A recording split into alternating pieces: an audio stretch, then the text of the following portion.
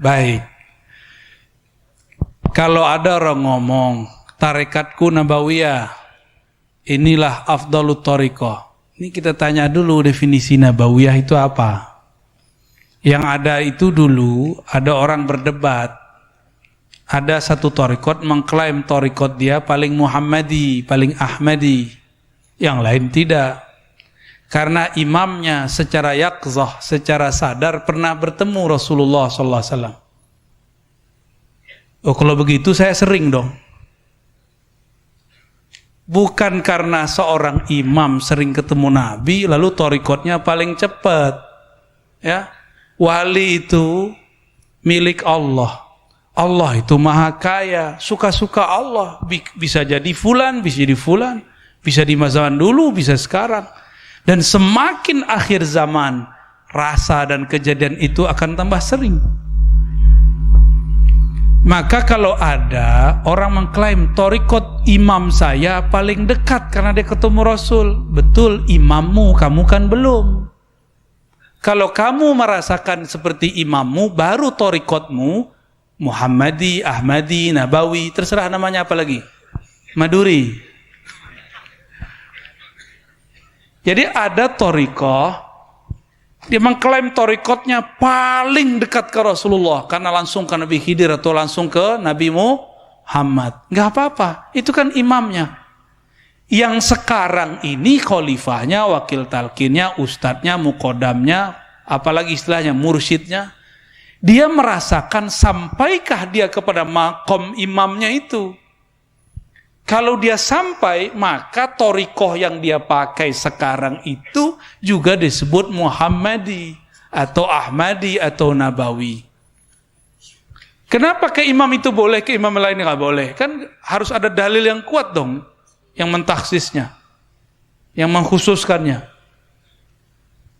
Maka fanatisme ini kadang-kadang berbahaya. Ya. Kita tidak boleh fanatik kepada satu imam. Cinta boleh. Cinta imam bahkan wajib. Sepakat nggak?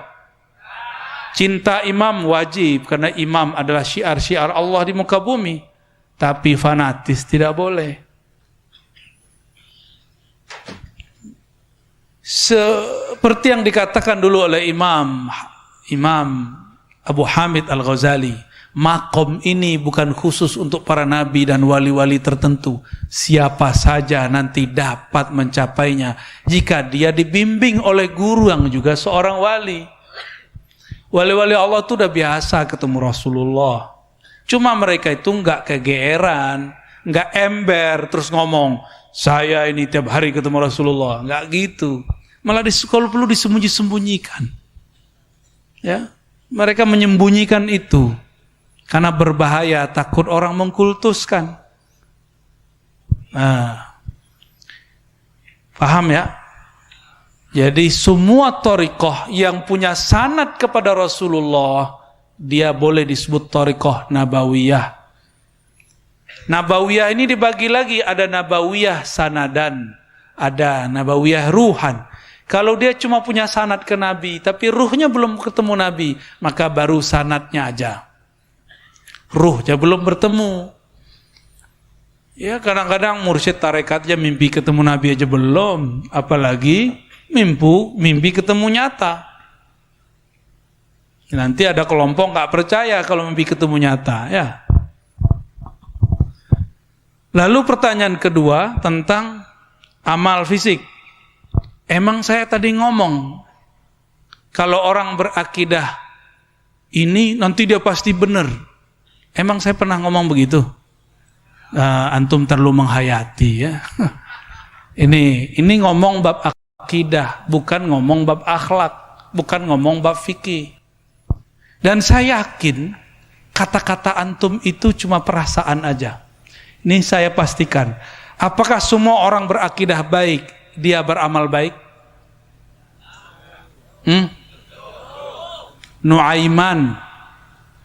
Nuaiman itu pernah minum khamar loh, akidahnya baik. Ketika sahabat Nabi mengatakan, dia kan sahabat Rasul juga. Apa kata mereka? Ya Amirul Mukminin, lapor ke Sayyidina Umar, uqtulhu, bunuh saja dia. Atau idribhu, pukul aja dia. Apa kata Sayyidina Umar? La, fa innahu yuhibbullaha wa rasulah. Ini Nuaiman walaupun mabuk, dia cinta Allah dan Rasulnya. Imannya benar gak? Lebih tinggi iman antum atau iman Nuaiman? Nuaiman itu satu-satunya orang bisa bikin Nabi ketawa ngakak, ya. Ngakaknya Nabi kan cuma giginya yang terlihat, gak bersuara. Ada yang hadir sekarang imannya lebih tinggi dari sahabat, ada gak? Kalau ada kafir, bukan khawarij lagi, ya. Munafik minimal. Karena dalam Sahih Bukhari disebutkan, man amina minan nifaq fahuwa munafiq. Siapa yang merasa dirinya aman dari kemunafikan, dialah munafik. Dan Ibnu Abi Mulaikah, Hasan Al-Basri mengatakan, kami bertemu puluhan sahabat Nabi, tidak ada satupun yang mengatakan imani ala imani Jibril, imanku seperti iman Jibril, enggak ada satupun. Saya ulangi pertanyaannya, sahabat Nabi ada yang dosa enggak? Ada tuh Nuaiman. Nuaiman akidahnya benar enggak? Kenapa dia masih berdosa, bermaksiat? Ya, itu tadi akidah Khawarij itu, hati-hati. Khawarij itu memastikan kalau akidah benar orang enggak boleh salah. Mana bisa begitu? Kita ini mahallun nisyan wal khata'. Apa kata Allah tabaraka wa ta'ala dalam Al-Hadis Al-Qudsi? Hafalkan hadis ini biar enggak pakai akal-akalan kalau beragama. Kullu bani Adam khata'. Kullu khata'. Setiap anak keturunan Adam itu bersalah, berdosa. Ini Bani Adam atau Bani Syaitan? Bani sama kita ya. Atau Bani Gundruwo? Bani Gundruwo udah kayaknya udah marah-marah ini. Tenang bro. Hujan aja kita minta berhenti-berhenti kok. Masa ente mau deket-deket ya?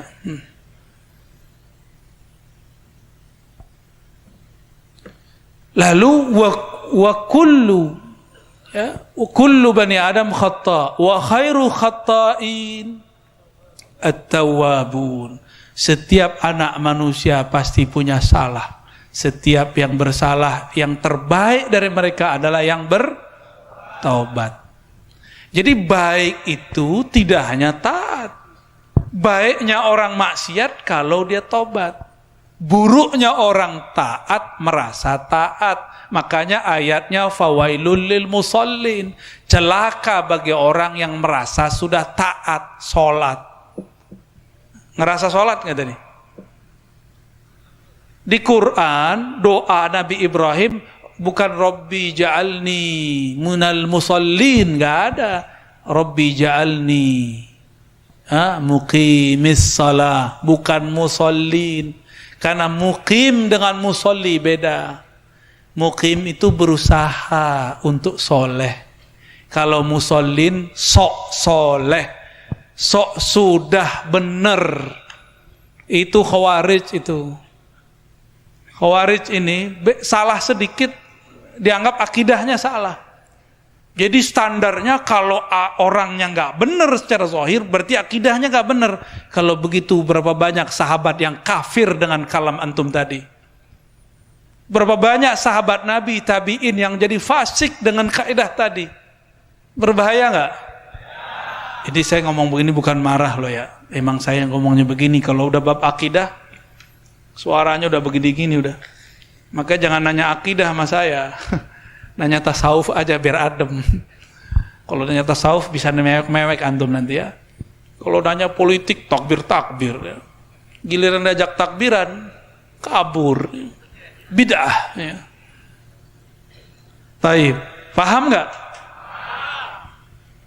Saya tanya ulang, kalau orang akidahnya benar, bisa salah nggak amalnya?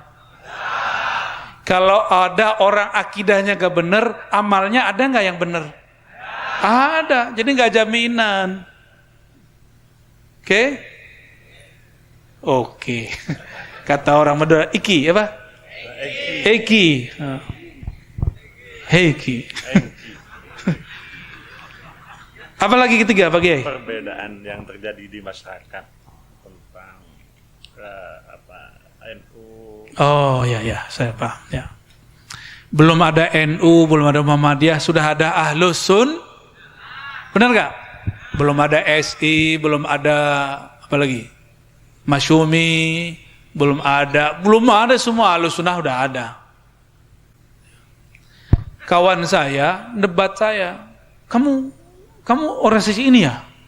Waktu itu dia melihat saya berzikir ala thariqah.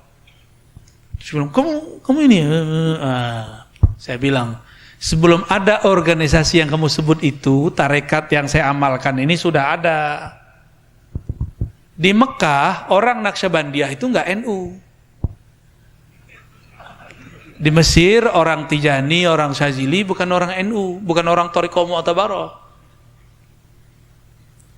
Di Hadramaut orang berthariqah Ba'lawiyah bukanlah orang NU, bukan juga orang SI, bukan juga Muhammad. Itu thariqah lebih tua dari organisasi kita.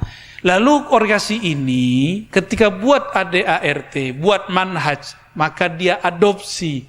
Kami mengadopsi apa gitu. Itu boleh-boleh aja. Selama dia tidak mengklaim di luar organisasi kami tidaklah aswaja. Di Sumatera ada Persatuan Tarbiyah Islamiyah. Itu Ahlussunnah wal Jamaah. Munculnya bersamaan 1926, 1928 lah. Lebih tua NU atau Muhammadiyah secara organisasi? Muhammadiyah 1912. Pendirinya siapa? Teman siapa? Hadratus Syekh Syamsari. Mereka berdua murid Syekh Saleh Darat, kawan dari Syekh Khada Khalil. Maka Muhammadiyah itu saudaranya Aswaja. Dulu, kalau sekarang saya nggak tahu. Sekarang mungkin sudah berubah. Mungkin juga masih. Wallahu a'lam bis. Yang pasti Muhammadiyah awalnya Ahlus Sun. Kalau sekarang nggak tahulah ahlu apa. Wallahu a'lam, saya nggak ngerti. Ya. Jadi tidak ada namanya klaim satu kelompok, satu organisasi menguasai akidah Ahlus Sunnah. Kalau begitu Syekhul Azhar nggak Ahlus Sunnah dong, dia nggak NU, dia nggak SI. Ya, Ahlus Sunnah ini rumusnya sederhana, berakidah Ahlus Sunnah Asy'ariyah Maturidiyah, bermazhab yang 4, dan terakhir bertasawuf. 3 aja, gampang nggak? Coba diulangi. Ahlus Sunnah apa aja?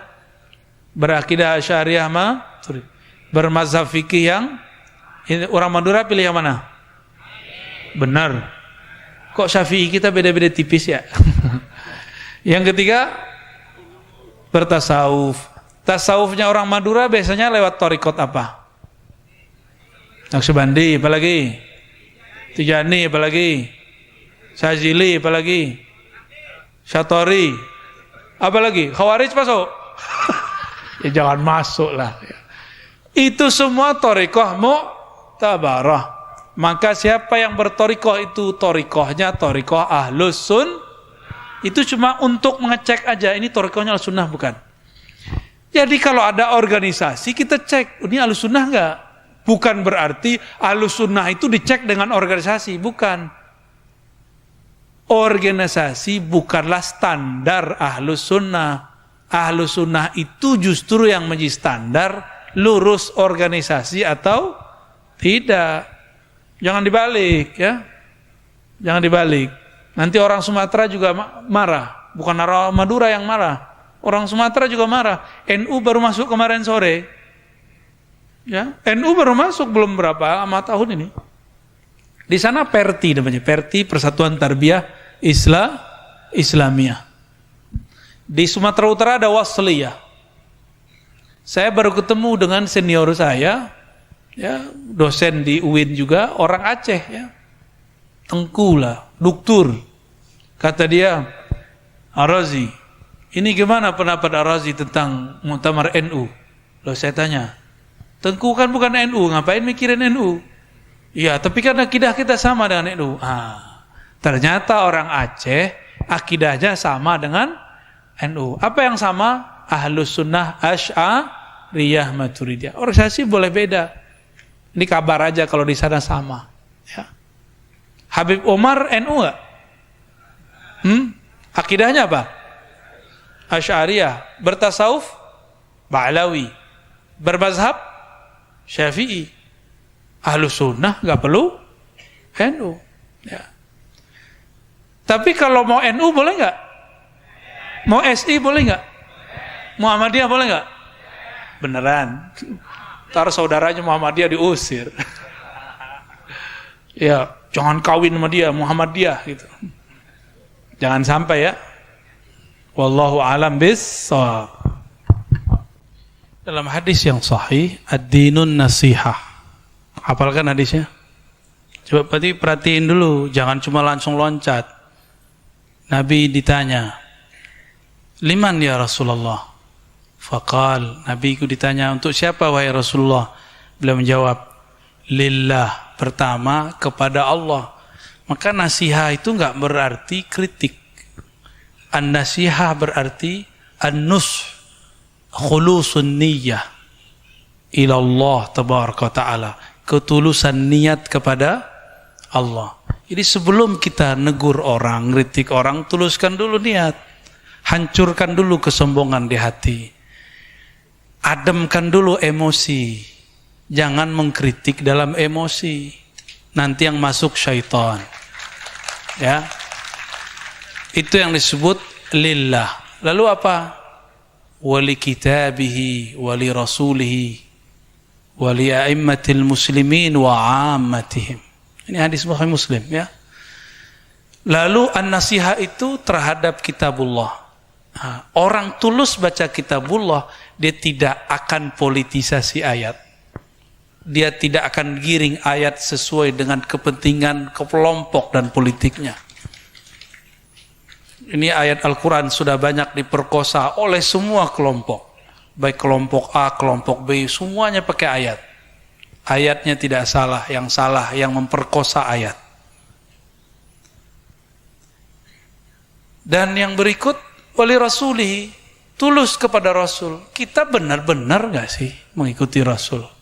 Rasul itu memimpin umat marah-marah atau dengan tenang? Nabi itu memimpin umat bil bughdi, dengan kemarahan, kebencian atau birrahmah.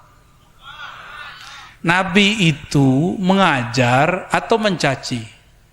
Nabi mengatakan, lastu bitta'an wala bil'an. Aku bukanlah orang yang mencaci maki, apalagi melaknat. Maka siapa yang di luar manhaj ini, fahuwa laisa minar rasul sallallahu alaihi wasallam. Ya, maka dia bukan min man ittaba'an nabi sallallahu alaihi wasallam. Jadi siapa yang kemudian mencaci, memaki, itu enggak masuk berjuang dengan Rasulullah sallallahu alaihi wasallam. Suatu kali Abu Hurairah dalam hadis Imam Bukhari dan Muslim, bukan di Bukhari, mengusir muridnya yang sedang bertengkar. Ditanya, siapa yang hari ini memutus silaturahmi? Maka mengangkat tanganlah beberapa orang. Apa kata beliau? Ukhruj, keluar. Kamu minta maaf dulu. Ini majelis saya sedang diangkat ke langit. Aku tidak mau majelisku tidak diangkat karena ada kalian yang memutus silaturahim. Sekarang tidak hanya silaturahim diputus lewat tetangga sama tetangga, sudah kelompok dengan kelompok, pesantren dengan pesantren. Ini sudah mulai gawat. Wajar doa kita nggak naik, wajar kalau kita istighosah nggak makbul, wajar yang kita coblos nggak menang. Karena isinya kebencian, memutus silaturahim, ngata-ngatain orang. Saya mikir-mikir panjang setelah baca hadis Abu Hurairah ini. Pantas iman kita mungkin kuat, tapi tidak diangkat oleh Allah SWT doa-doa kita. Lalu kemudian ulai aimmatil muslimin wa ahmatihim, baru Allah, kitab, Rasul tulus kepada imam-imam, tulus mengkritik. Kalau tulus mengkritik, tulus juga membantu, tulus juga kemudian membangun negeri bersama-sama. Mau nggak teman-teman yang hadir ini negeri kita seperti Suriah? Mau nggak? Kayak Irak mau nggak? Itu mati tak hidup tak mau. Gimana kata orang? Hidup segan mati tak mau. Udah bingung tuh mereka mau hidup. Mau negeri ini diporak-poranda? Kita nggak mau, ya. Maka mengkritiklah dengan ketulusan. Sesuatu yang tulus tembus ke dalam kolbu. Tapi kalau pakai emosi, orang juga males dengerin. Males dia malah menghancurkan kita gitu, mencaci maki. Itu jadinya. Jadi kalau ingin mengkritisi, istighfar dulu, ta'awuz dulu. Jangan-jangan kita mengkritik dengan nafsu. Mengkritiklah dengan an-nasihah, bukan dengan intiqad wal bughd. Dengan mengkritik yang penuh dengan kebencian-kebencian. Ya. Jadi boleh enggak mengkritisi? Bukan boleh lagi, wajib kan ad-dinun nasihah. Kan ini wajib, agama itu wajib isinya nasihat. Ketulusan dalam mengkritik untuk membangun. Ini enggak usah pemimpin lah. Ini antum Ustadz dikritik oleh orang dengan cara, Anda ini tidak benar, sampean ini bacaannya apa ini? Mau nggak digituin? Pasti nggak mau. Apalagi mereka punya kekuasaan, pasti mereka punya harga diri dong. Mereka punya tentara, punya polisi, kita nggak punya. Terus kita coba bentak-bentak, ya gengsi lah mereka dengerin kita. Maka saya mulai mencoba merubah cara mengingatkan pemimpin. Dengan cara an-nasihah, dengan cara ketulusan. Ya, mau nggak sama-sama? Ya, alhamdulillah. Ya. Terus apa lagi, Pak Kiai? Zat dan sifat. Waduh, itu 6 SKS, bro. Ya, itu nanti kalau saya ke Madura lagi, kita buat daurah di pesantren mana, kita bedah itu kitab Fathul Majid. Dan kita ijazahkan sanadnya nanti, bersambung ke Syekh Nawawi, ke Ahmad Narawi, dan juga sanad akidah ke Imam Asy'ari, lanjut kepada Rasulullah SAW. Nanti ya, sabar ya, itu 3 SKS saja nggak cukup, 6 SKS. Ada lagi? Allah lemah. Wah, itu politik gitu ya, saya nggak ngikut-ngikut itu. Termasuk Tuhan bukan Arab, itu politik itu, kita gak usah komen-komen yang begitulah, ya, kelamaan. Ya, sekarang itu akidah umat mau diganti orang dari sifat 20 menjadi tauhid yang 3. Ya, ini ada pertanyaan. Tolong jelaskan kesalahan trilogi tauhid Wahabi. Loh, kok jadi Wahabi? Betul.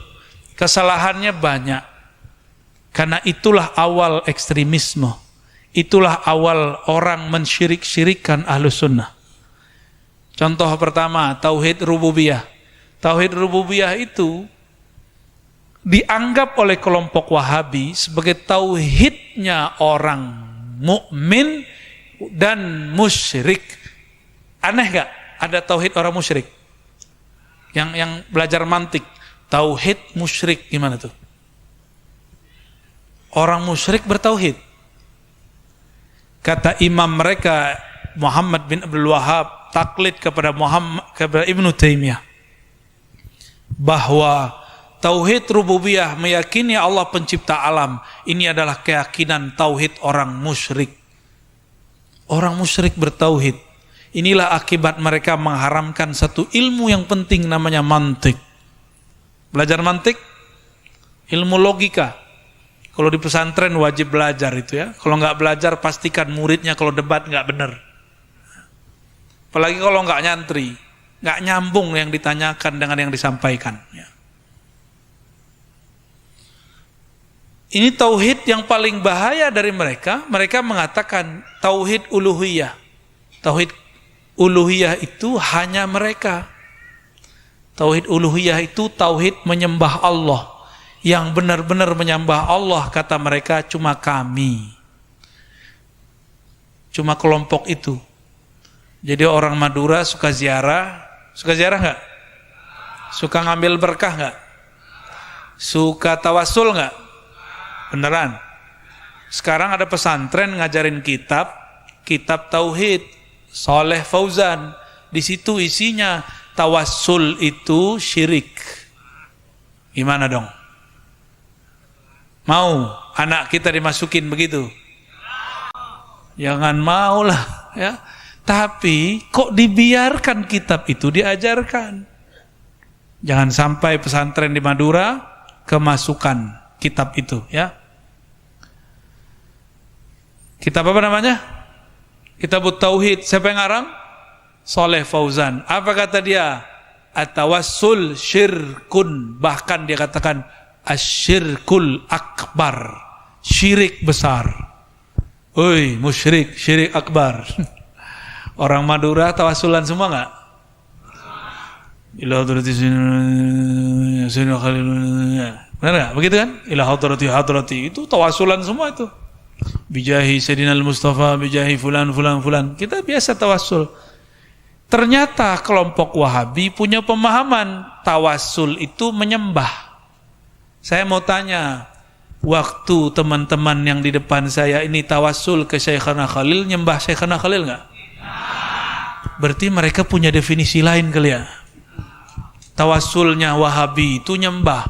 Kalau tawassul kita enggak, kita enggak nyembah, malah ngirimin Fatihah kok, ya enggak?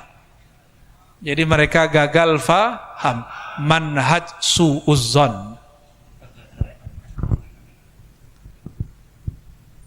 Imam Maturidi, ya. Imam Maturidi, saya alhamdulillah pernah ziarah ke sana. Beliau wafat tahun 333 Hijriah. Beliau tinggal di Samarkand, seorang petani, juga seorang muallim. Imam Maturidi ini hobinya baca surat Yasin. Orang Madura suka Yasinan? Saya boleh sebut enggak Madura kalau enggak hafal Yasin. Sahih enggak? Udah sah dah antum aswajanya udah. Imam Maturidi ini hobinya baca Quran, terutama surah Yasin. Imam Maturidi karena tinggalnya di Samarkand, Imam Asy'ari tinggalnya di Baghdad. Baghdad itu kayak Jakarta, Samarkand itu kayak Madura. Jauh, tapi itu kotanya padat. Saya ke sana, indahnya bukan main, dan semuanya Islami. Banyak orang kalau mau nyantri ke sana. Namun karena ibu kotanya Baghdad, yang lebih terkenal, lebih viral adalah Imam Asy'ari. Padahal di Samarkand ada yang ilmunya hampir-hampir sama, bahkan beberapa hal lebih tajam. Imam Maturidi ini beberapa hal lebih tajam, karena beliau lebih sering berpolemik, berdebat dengan kelompok liberal.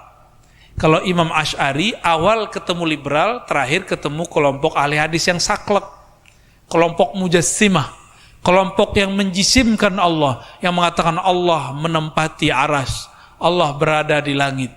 Itu yang ditemui oleh Imam Asy'ari seketika di Baghdad. Sedangkan Imam Maturidi ketemu di Baghdad kelompok-kelompok yang nyeleneh-nyeleneh. Maka kitabnya Usuluddin itu luar biasa sekali. Sangat-sangat luar biasa ya. Kitab I'tiqad beliau sangat-sangat luar biasa. Imam Maturidi ini perbedaannya dengan Asy'ari cuma berbeda istilah. Takwin, iradah, itu beda-beda di situ aja. Apakah ketika Allah mengatakan kun itu makhluk atau tidak, itu cuma perbedaannya dan enggak banyak ya. Insyaallah di lain waktu jika umur panjang, Allah jaga kita, Allah tidak pecah belah kita dengan persoalan yang remeh-temeh. Insyaallah kita buat daurah Ahlus Sunnah di pesantren-pesantren Madura. Siap hadir nanti ya. Assalamualaikum warahmatullahi wabarakatuh.